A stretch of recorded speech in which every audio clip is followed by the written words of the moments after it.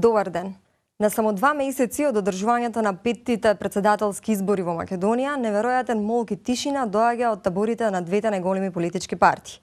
Можно е ли таквото очекувано тактизирање да оди на сметка на политичкиот профит на независните кандидати, третите политички партии и оние кои што не се фаворити или барем се перцепирани како аутсайдери?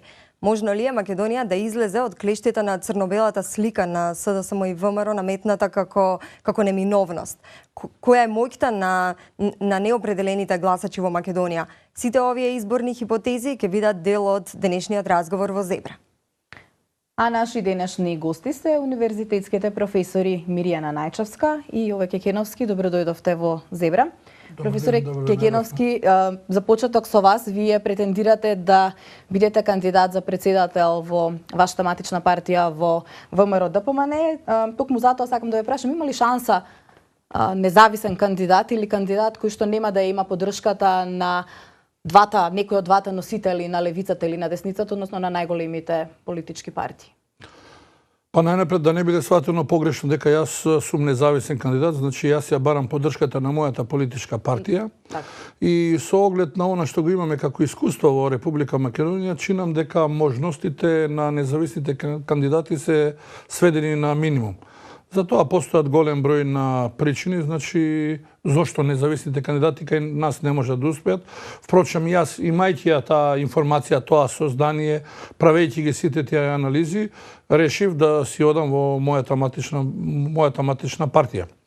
Значи без разлика што ќе се случува таму, јас повторно не размислувам да одам како независен. Не би одале како независен? Не одам, не.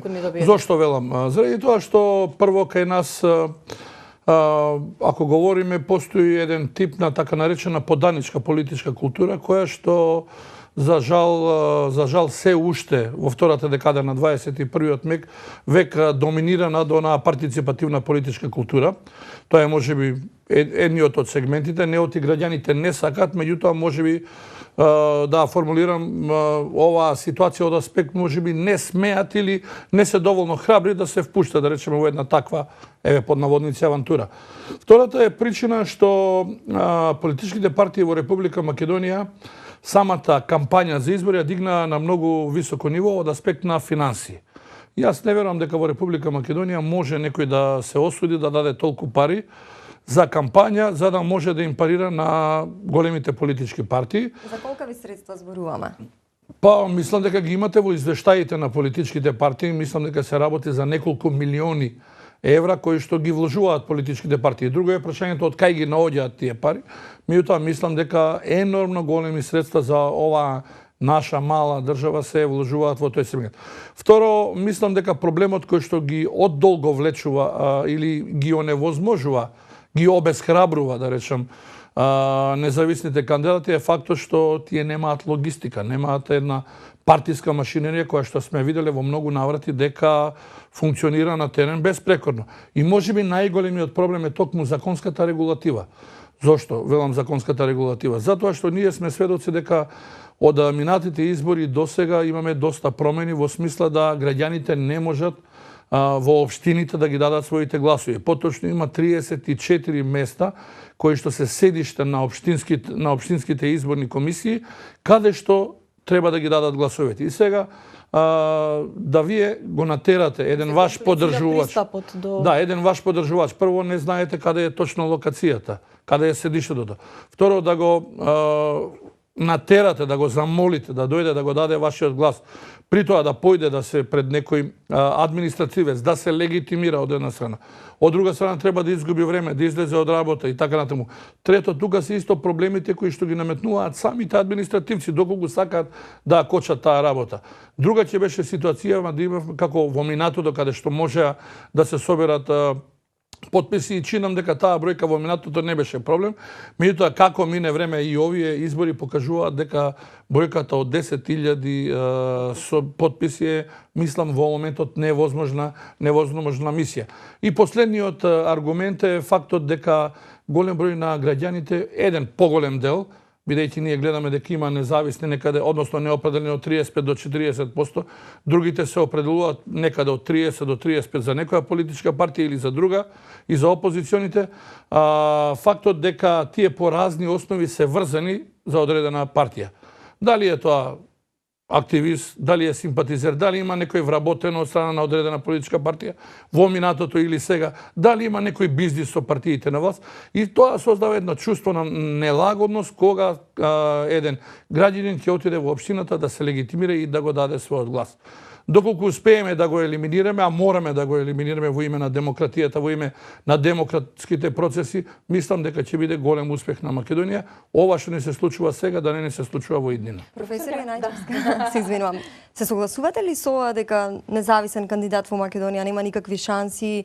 Може ли локалните избори во 2009 во Карпаш и Центар да бидат сепак некаков индикатор дека кандидати кои што не припаѓаат на двете неголеми политички партии сепак можат да остварат некој по-сериозен успех? Да, има многу точни работи во ова што го кажа професорот Кекеновски. Она што јас мислам е дека треба да направиме разлика меѓу самостоен и независен кандидат.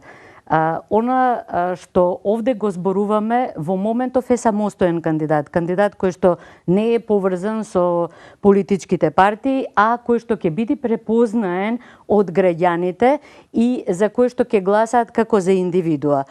Тоа е многу тешко. Значи, тешко е прво заради законската регулатива која што го невозможува со кратките периоди кои што се дадени за представување на председателските кандидати. Имено треба да станува збор за веќе препознаена, и то препознаена од многу широката јавност, било политичка, било јавна личност. И второ, треба да станува збор за човек кој што ќе има време да ги изнесе сите своји програмски определби. Заради тоа што кога одредена политичка партија поддржува некој кандидат, тогаш граѓаните претпоставуваат дека тој кандидат во поголема или помала мера ги презентира истите политички, идеолошки ставови и вредности како партијата која што застанала зад него. Кога станува збор за самостоен кандидат, граѓаните допрва треба да откријат за што станува збор. Исто така многу е проблематично кога станува збор за самостоен кандидат, затоа што граѓаните во основа или не знаат, или веќе изгубиле верба во контролната улога на председателот како институција во Република Македонија. Имено во изминатиот период многу малку видовме, дури и тогаш кога имаше опозиционен председател и слично, било каква улога која што би можела да учествува во она што представува контрола на другите сегменти од власта. Председателот или како ликот на Глигоров е доминантен и ги покрива сите останати сегменти на власта, или пак никаде го нема и во тој период се наметнува пред се владата како извршен орган кој што го поттурнува настрана дури и собранието, а председателот воопшто станува безгласна буква.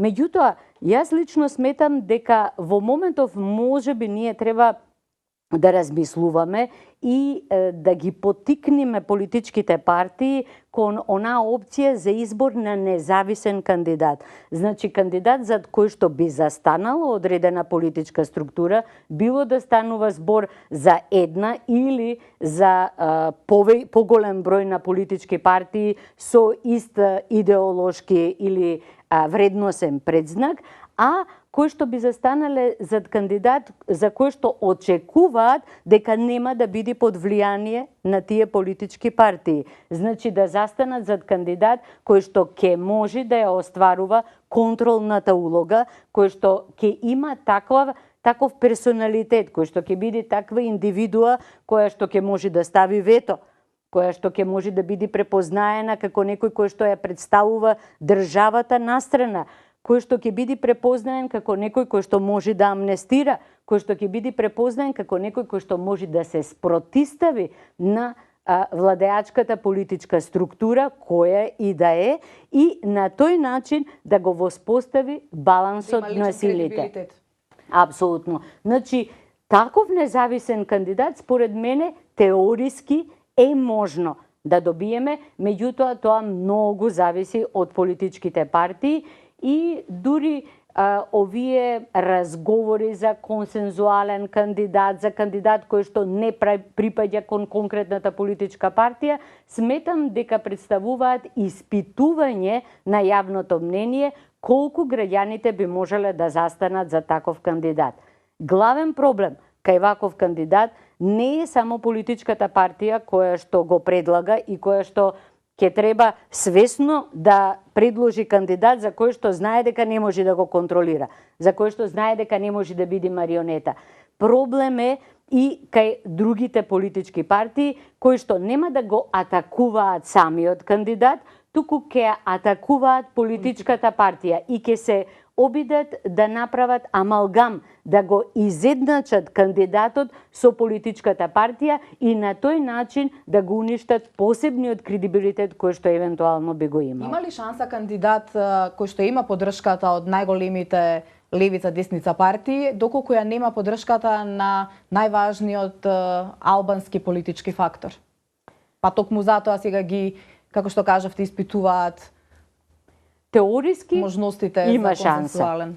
Нема зашто да нема шанса.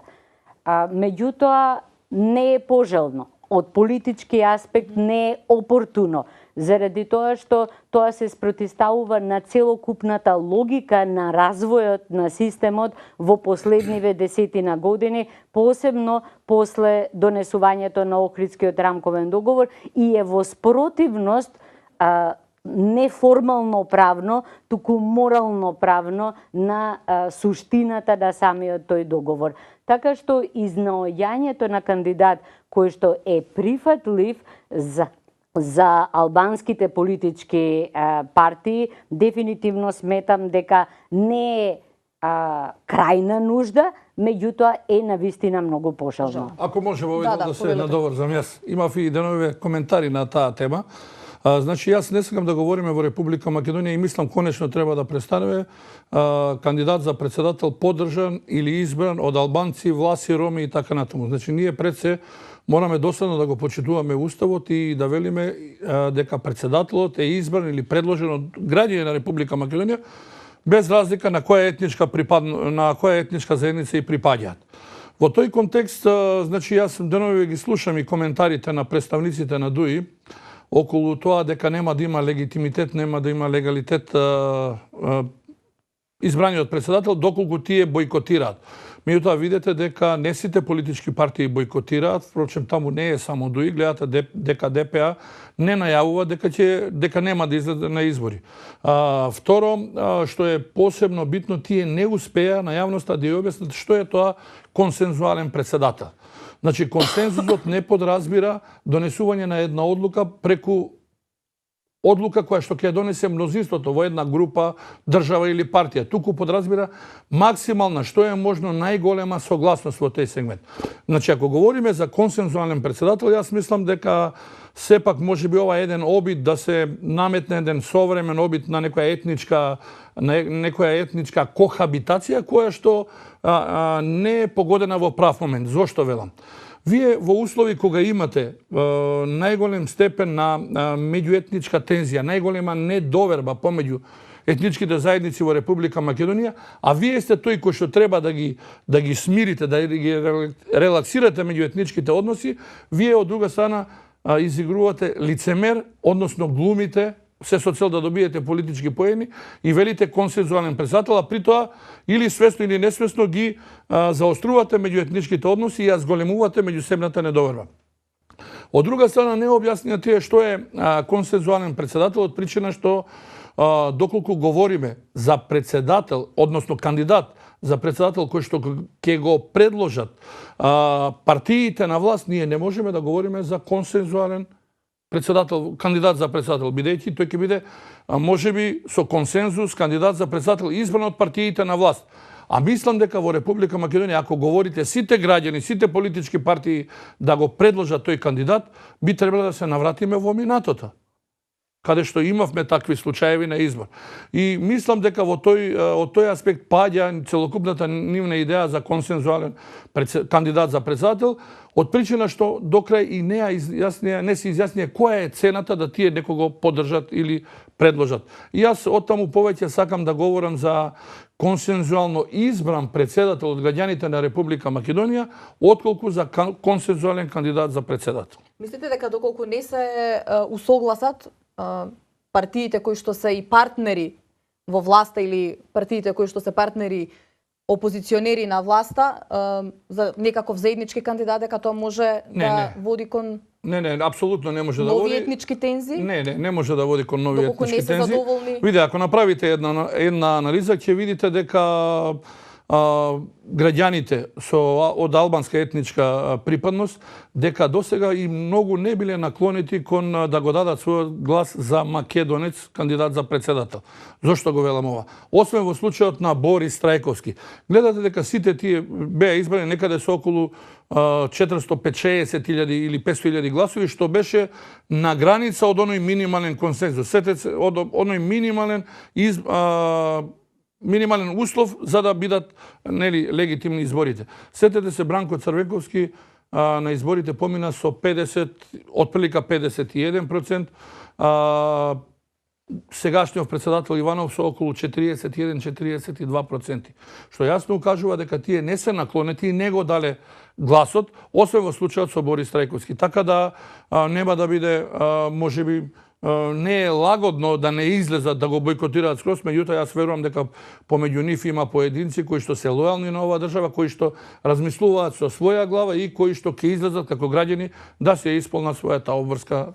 Го слушам ова за постоење на консензуален кандидат, воопшто не го сваќам како некој политички консензус за кој што мислам дека или граѓански консензус за кој што зборува професорот Кекеновски, туку го подразбирам како меѓупартиски консензус и реалноста во Република Македонија дефинитивно упатува на потребата од таков вид на консензус. Независно од тоа кај се, што се граѓаните, колку се спремни да гласаат за некој независен или самостоен кандидат и слично, според она што го кажав претходно, тие пред се ориентираат според политичката партија. Не ја гледаат се уште корисноста на председателот како самостојна институција, туку го гледаат председателот како дел, како продолжение на одредена политичка идеологија, односно на одреден политички вредносен систем. И согласно на тоа тие и се определуваат. Многу често се зборува за тој голем број на неопределени гласачи, меѓутоа според сознанијата кои што јас ги имам од повеќе од 15 години мониторинг на избори, тие неопределени остануваат на крај неопределени. Односно не можеме да рачунаме дека тие се оние кои што ќе го сменат балансот, односно нагло нешто ќе се возбудат и ќе излезат нешто посебно да направат.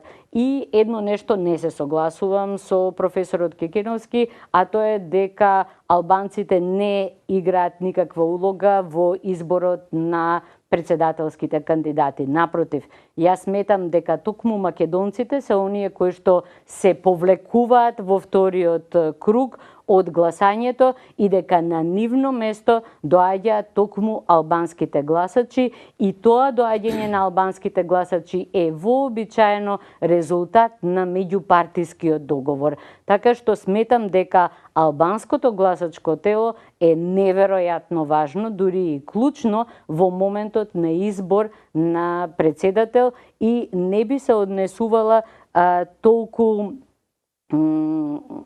со недоверба кон она што представува воспоставување на претходен договор меѓу политичките партии во однос на кандидатот кој што тие ќе го пласираат. Може ли да дополнам? Да, се разбира. Значи да не бидам сватен погрешно, не велам дека не значат, меѓутоа праксата покажува дека тие навистина не излегуваат. Еве, ќе ја подсетам професорката на минатите локални избори имаше договор помеѓу ДУИ и помеѓу ВМРО ДПМН да бидат поддржани кандидатите за градоначалници од страна на едната и на другата политичка партија. Впрочем, македонскиот кандидат никаде не беше поддржан, односно кандидатот на ВМРО ДПМН никаде не беше поддржан од ДУИ, а представниците, односно членовите, партијците на ВМРО ДПМН секаде гласа за оној договор кој што го постигна нивната политичка партија со ДУИ. Така, ова ви е еден аргумент повеќе во она што го говорам. Значи, велам за неизлегување, а не дека не се потребни. Јас би бил среќен да излезат тие, меѓутоа да не ја слушаат политичката партија, едноставно да се ослободат од тие партиски стеги, тие нека излезат, не мора крај крајава да гласат, нека гласаат и против, меѓутоа е многу битно да излезат. Не значи дека се нерелевантни. Моето искуство како независен монитор кој што доаѓа од невладиниот сектор покажува дека воопшто не е ни важно албанците активно да излезат. Важно е дека нивните гласови можат да бидат употребени, односно манипулирани. Што е тоа политичката зрелост на активното гласачко тело, еве како што спомнавте и вие пред малку, професоре, да се охрабрат и да гласаат за некој кој што не е поддржан од политичка партија, или доколку стане збор за консенсуален представник, кандидат за председател, кој што можеби ќе биде од албанската, од некоја од албанските партии, или она што е многу тешко да помине во Македонија во 21 век, жена. Сите овие години ние, или барем политичкиот фактор, работи на намалување на политичката зрелост. Ние стануваме деловно неспособни како граѓани во однос на она што представува можност за наша активна партиципација. Во услови на максимална партизација, во услови на огромна невработеност, во услови на неможност да се оствари екзистенција без амин на политичкиот, односно партискиот субјект, не може да стане збор за слободен избор. Ние во Република Македонија во моментот не можеме да имаме слободни избори не заради законската регулатива, не заради некои институционални пречки, туку едноставно постои тако видна атмосфера кој што ги оневозможува луѓето слободно да бираат, било затоа што се плашат, било заради тоа што на овој или оној начин се врзани, односно индивидуално корумпирани, било заради тоа што не гледаат перспектива во промената на политичкиот субјект и автоматски тоа ги води во потполна апатија. Може би предупредувањата дека секое неизлегување може да значи злоупотреба на индивидуалниот глас, можат да бидат поттикнувачки за поголем број граѓани да излезат, барем да не биде злоупотребен нивниот глас, ако веќе не се решени за која опција на вистина ќе го дадат. Професоре, две лични прашања. Вие по амерички модус прв излеговте со вашата жилба за да бидете кандидат во рамките на конвенцијата на ВМРО ДПМН. Меѓутоа ве плаши ли ова што октруирани кандидати всушност октруирани од страна не на базата, дадени од страна на базата, туку октруирани од страна на раководството, обично се оние кои што се кандидирани за председател. И второ, од каде доаѓа внатре-партиска или надвор-партиска она интелектуална ароганција која што се обидува да ве дисквалификува и смејувајќи вашата музичка кариера? Дали доаѓа од ВМРО ДПМН или надвор од неа? Па видете, тоа се обични маргинални структури кои што во обидот да се додворат на раководството или на лидерот на ВМРО ДПМН настојуваат да бидат интересни и да бидат поголеми херои од самите херои. Меѓутоа гледате дека сите тие се инциденти од време на време се појават од одредени личности кои што брзо им паѓаат во вода. Така да јас мислам дека тој обид да се девалвирам јас, мислам дека е контрапродуктивен пред се за оние кои што го нарачале тоа, а поготово за оние кои што се извршители за сето тоа. Професор Најчевска, со оглед на вашето искуство и долгогодишната работа, очекувате ли самостојни или независни кандидати за овие председателски избори? Не очекувам. Барем да влезат во трката не очекувам ни самостојни. Дефинитивно не мислам дека може во моментов некој со оглед на законската регулатива и расположението на граѓаните да се појави како самостоен кандидат, а не верувам во капацитетите на политичките партии дека се спремни да исфрлат таков кандидат кој што однапред ќе се знае дека нема да може да го контролираат и за кој што ќе се знае дека ќе може да ја оствари од друга страна контролната улога која што председателот би требало да ја има во оваа држава. Така што во моментов се уште не очекувам дека постои зрелост ниту кај граѓаните, ниту пак кај политичките партии. Професор Кекеновски, професор Најчевска, ви благодариме што бевте дел од Зебра. На гледачите им благодариме што не следеа. Поздрав!